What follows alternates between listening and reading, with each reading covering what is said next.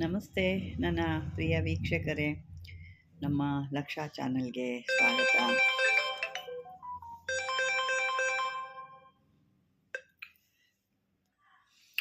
ವೀಕ್ಷಕರೇ, ಸಾಕಷ್ಟು ನಮಗೆ ಜನ ಕೇಳ್ತಾ ಇರೋವಂಥದ್ದು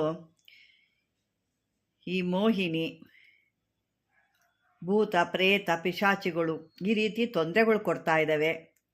ಎಲ್ಲಿ ಹೋದರೂ ನಮಗೆ ಪರಿಹಾರ ಆಗ್ತಾ ಇಲ್ಲ. ಹೋಗ್ತೀವಿ, ಅವತ್ತು ಒಂದು ದಿವಸ ಅದು ಸ್ವಲ್ಪ ಹಂಗಿರುತ್ತೆ, ತಿರ್ಗಿ ಬೇರೆ ದಿವಸ ಮತ್ತೆ ಕಂಟಿನ್ಯೂಸ್ ಆಗಿ ಆಗುತ್ತೆ. ರಾತ್ರಿ ಮಲಗಲಿಕ್ಕಾಗಲ್ಲ, ತೊಂದರೆ ಕೊಡುತ್ತೆ. ಕೆಲಸ ಕಾರ್ಯಗಳು ಯಾವುದೂ ಮಾಡೋಕ್ಕಾಗ್ತಿಲ್ಲ. ಮತ್ತು ದಿನದಿನಕ್ಕೆ ದೇಹದಲ್ಲಿ ಶಕ್ತಿ ಕುಂದು ಹೋಗ್ತಾ ಇದೆ. ಏನು ಮಾಡೋದು ಅಂತ ಗೊತ್ತಾ, ಜೀವನನೇ ಸಾಕಾಗ್ಬಿಟ್ಟಿದೆ. ಕೆಲವ್ರಿಗಂತೂ ಮದುವೆನೇ ಇಲ್ಲ. ಯಾಕೆಂದರೆ ಈ ರೀತಿ ತೊಂದರೆ ಕೊಡ್ತಿದ್ದಾಗ ಅವ್ರ ಮದುವೆ ಆಗಲಿಕ್ಕೆ ಕೆಲವ್ರ ಕಷ್ಟ ಆಗುತ್ತೆ. ಈ ರೀತಿ ಸಾಕಷ್ಟು, ಯಾಕಂದರೆ ಇದು ದಿನ ಜನಗಳನ್ನ ಒಂದು ಏನು ಇದು ಮಾಡೋದು ಅಂದರೆ, ಒಂದು ವಯಸ್ಸು ಹುಡುಗರನ್ನ ಅವ್ರ ಹತ್ರ ಇದು ಸೇರ್ಕೊಂಡ್ಬಿಡುತ್ತೆ. ಅವರು ಎಲ್ಲೋ ಈಜಾಡೋಕ್ಕೆ ಹೋಗೋದು, ಕೆರೆ ಕುಂಟೆಗಳಲ್ಲೋ ಅಥವಾ ನಡ ಮಧ್ಯಾಹ್ನದಲ್ಲಿ ಎಲ್ಲರೂ ಒಂಟಿಯಾಗಿ ಮರಗಳ ಕೆಳಗಡೆ ಮಲ್ಕೊಳ್ಳೋದು, ಇವೆಲ್ಲ ಮಾಡ್ತಾರೆ.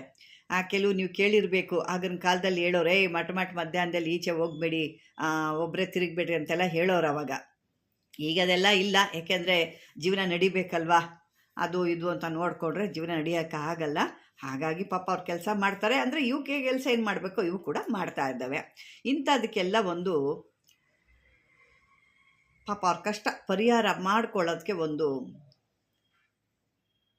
ನಾನಿವತ್ತು ನಿಮಗೆ ಈ ಮೋಹಿನಿ ಕಾಟಕ್ಕೆ ಅಥವಾ ಗ್ರಹ ಕಾಟಕ್ಕೆ ಅಥವಾ ಶಾಕಿನಿ ಡಾಕಿನಿ ಮೋಹಿನಿ ಅಂತೇನೆ, ಅದಕ್ಕೆಲ್ಲ ಒಂದು ಫುಲ್ ಸ್ಟಾಪ್, ಇದಕ್ಕೆಲ್ಲ ಒಂದು ಮಂತ್ರಗಳನ್ನ ತಂದಿದ್ದೀನಿ. ಈ ಮಂತ್ರನ ನೋಡ್ಕೊಂಡು ನೀವು ಸರಿಯಾದ ರೀತಿಲಿ ಮಾಡಿಕೊಂಡ್ರೆ ಅದು ನಿಮ್ಮನ್ನು ಬಿಟ್ಟು ಹೋಗುತ್ತೆ.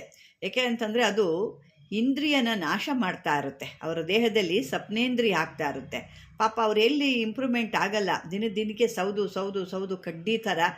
ನನಗೆ ಸಾಕಷ್ಟು ಜನ ಮಾಡಿದರೆ, ನನ್ನ ಮದುವೆ ಯಾವ ರೀತಿಲಿ ಮಾಡ್ಕೊಳ್ಳಮ್ಮ, ಈ ರೀತಿ ಆದಾಗ ನಾನು ಹೆಂಗೆ ಮದುವೆ ಮಾಡ್ಕೊಳ್ಳಿ, ಬಂದವ್ರಿಗೂ ತೊಂದರೆ ಆಗುತ್ತೆ. ಹಾಗಾಗಿ ನಾನು ಮದುವೆನೇ ಬೇಡ ಅಂತ ನಿಲ್ಲಿಸ್ಬಿಟ್ಟಿದ್ದೀನಿ. ಎಲ್ಲೋ ಕಡೆ ತೋರಿಸಿ, ಯಾವ ಕಡೆ ನಮಗಾಗ್ತಿಲ್ಲ. ಅದಿನ್ನೂ ಸಾಕಷ್ಟು ಬೇರೆ ಥರ ಎಲ್ಲ ನಾನು ಕೇಳಿ ಅದನ್ನು ಹೇಳೋಕ್ಕೆ ಕೂಡ ಇಲ್ಲಿ ಮುಜುಗರ ಆಗುತ್ತೆ ನನಗೆ. ಹಾಗಾಗಿ ಅದು ಬೇಡ. ಈಗ ಈ ರೀತಿ ಇರೋ ಅಂಥವ್ರು, ಯಾರು ರೀತಿ ತೊಂದರೆಲಿದ್ದೀರಾ, ಯಾರು ಈ ರೀತಿ ಜೀವನದಲ್ಲಿ ನರಕ ಅನುಭವಿಸ್ತಿದ್ದೀರಾ, ಇದರಿಂದ ಬಿಡುಗಡೆ ಆಗಬೇಕು ನಮಗೆ ಅನ್ನೋರು ಇದನ್ನು ಸಿದ್ಧಿ ಮಾಡ್ಕೊಳ್ಳಿ. ಬನ್ನಿ ಇವಾಗ ಅದನ್ನು ಯಾವ ರೀತಿ ಹೆಂಗೆ ಮಾಡ್ಕೊಳ್ಳೋದು ಅಂತ ನೋಡೋಣ. ಇದನ್ನು ಈ ಮಂತ್ರ ನೀವು ಗ್ರಹಣ ಕಾಲದಲ್ಲಿ 108 ಬಾರಿ ಜಪ ಮಾಡಿದ್ರೆ ಸಾಕಾಗುತ್ತೆ.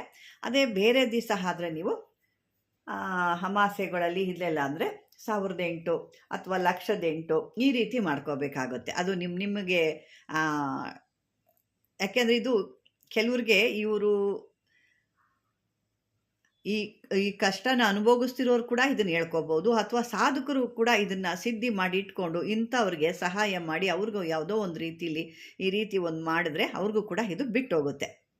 ಈ ಸಿದ್ಧಿ ಮಾಡ್ಕೋಬೇಕು. ಆಮೇಲೆ ಯಾರಿಗೆ ಈ ಒಂದು ಮೋಹಿನಿ ಕಾಟ ಇದೆ ಅಥವಾ ಯಾರಿಗೆ ಈ ಸಪ್ನೇಂದ್ರಿಯ ಆಗ್ತಾಯಿದೆ ಅಂಥವ್ರಿಗೆ ಈ ಒಂದು ಕಪ್ಪು ದಾರ ತಗೋಬೇಕು. ಕಪ್ಪು ದಾರ ತಗೊಂಡು ಈ ಮಂತ್ರನ ಜಪ ಮಾಡಿ ಸಿದ್ಧಿ ಮಾಡಿಟ್ಕೊಂಡು ಈ ಮಂತ್ರದಿಂದ ಅದಕ್ಕೆ 21 ಸಲ ಜಪಿಸ್ಬಿಟ್ಟು ಅದನ್ನು ಕಟ್ಟಬೇಕು. ಅಂದರೆ ಒಂದು ಸಾರಿ ಮಂತ್ರ ಹೇಳಬೇಕು, 1 ಗಂಟೆ ಹಾಕ್ಬೇಕು. ಇದೇ ರೀತಿ ಇನ್ನೊಂದು ಸಾರಿ ಮಂತ್ರ ಹೇಳಬೇಕು, ಮತ್ತೊಂದು ಸಾರಿ ಗಂಟೆ. ಅಂದರೆ ಇದೇ ರೀತಿ 8 ಅಥವಾ 9 ಗಂಟೆಗಳನ್ನ ಹಾಕಬೇಕು. ಅಂದರೆ ನವದುರ್ಗೆಯರು ಅಂತ ಹೇಳ್ತೀವಿ, ಕಾಳಿಗಳು ಅಂತ ಕೂಡ ಹೇಳ್ತೀವಿ. ಹಾಗಾಗಿ 8 ಅಥವಾ 9 ಗಂಟೆಗಳನ್ನ ಹಾಕಬೇಕು. ಒಂದೊಂದು ಬಾರಿ ಒಂದೊಂದು ನೆನೆಸ್ಕೊಂಡು, ತದನಂತರ ನೀವು ಅದನ್ನು ಯಾರಿಗೆ ಆ ರೀತಿ ತೊಂದರೆ ಇದೆಯೋ ಅಂಥವ್ರಿಗೆ ಇದನ್ನು ಪೂಜೆ ಮಾಡಿ ನಿಮ್ಮ ದೇವ್ರ ಮೈಲಿಟ್ಟು ಅಥವಾ ಆಂಜನೇಯನ ಗುಡಿಗೆ ಹೋಗಿ ಆಂಜನೇಯನ ಹತ್ರ ಇಟ್ಟು ಇದನ್ನು, ಅಥವಾ ಅದು ನಿಮಗೆ ಹತ್ತಿರದಲ್ಲಿಲ್ಲ ಅಂದರೆ ನರಸಿಂಹ ಸ್ವಾಮಿ ಹತ್ರ ಕೂಡ ನೀವು ಇದನ್ನು ಇಟ್ಟು ಪೂಜೆ ಮಾಡಿ ಧೂಪ ದೀಪ ತೋರಿಸಿ ಇದನ್ನು ಅವ್ರಿಗೆ ತಂದು ಕಟ್ಬೋದು. ಆವಾಗ ಇದೇನಾಗುತ್ತೆ, ಯಾವುದೇ ರೀತಿ ಇಂಥ ಭೂತ ಪ್ರೇತಗಳು ಮೋಹಿನಿ ಕಾಟುಗಳಿಂದ ಇರೋರು ಈ ಥರ ರಾತ್ರಿ ಹೊತ್ತಲ್ಲಿ ತೊಂದರೆ ಆಗೋದು ಇದೆಲ್ಲ ಕೂಡ ಅವ್ರಿಗೆ ತಪ್ಪೋಗುತ್ತೆ. ಅಷ್ಟೇ ಅಲ್ಲ, ಇದನ್ನು ಯಾರಾದರೂ ಬೇರೆ ರೀತಿ ಗ್ರಹ ಬಡ್ದವರು ಕೂಡ ಇದನ್ನು ನೀವು ಮಂತ್ರಿಸ್ಕೊಡ್ಬೋದು. ಇದರಲ್ಲಿ ಇನ್ನೂ ಏನಪ್ಪ ಅಂತಂದರೆ ವಿಶೇಷ, ವಿಭೂತಿಲಿ ಕೂಡ ಮಂತ್ರಿಸ್ಬಿಟ್ಟು ಅವ್ರ ತಲೆ ಮೇಲೆ ಹಾಕಿದಾಗ ಎಂಥ ಒಂದು ಭೂತ ಪ್ರೇತ ಆ ಮೋಹಿನಿ ಏನೇ ಇದ್ದರೂ ಓಡೋಗುತ್ತೆ. ಅದ್ರಲ್ಲಿ ಮಾಡ್ಬೋದು.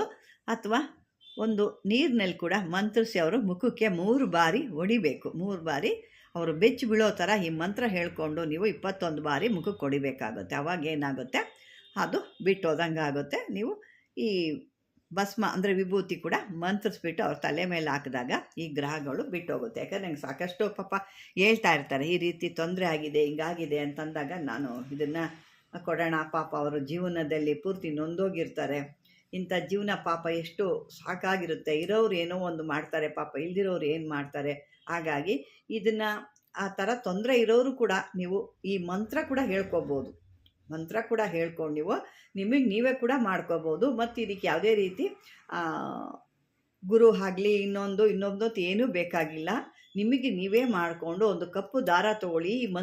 ಈ ಒಂದು ಮಂತ್ರನ ಸಿದ್ಧಿ ಮಾಡ್ಕೊಳ್ಳಿ. ಮೊದಲು ಸಿದ್ಧಿ ಮಾಡ್ಕೋಬೇಕು. ಮತ್ತು ನೀವು ಅದನ್ನು